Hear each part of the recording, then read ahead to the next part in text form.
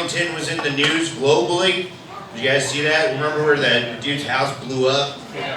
The coolest thing about that is I was just really happy it wasn't a white dude this time. Like, cause that's like a pipe bomb in your house is like, that's very white dude behavior. I was like, oh, it's the Asian guy, we're getting diverse. Since that story is everywhere, I wonder if like Hamas saw that story and saw the explosion and was kind of like, you know, like 5 out of 10.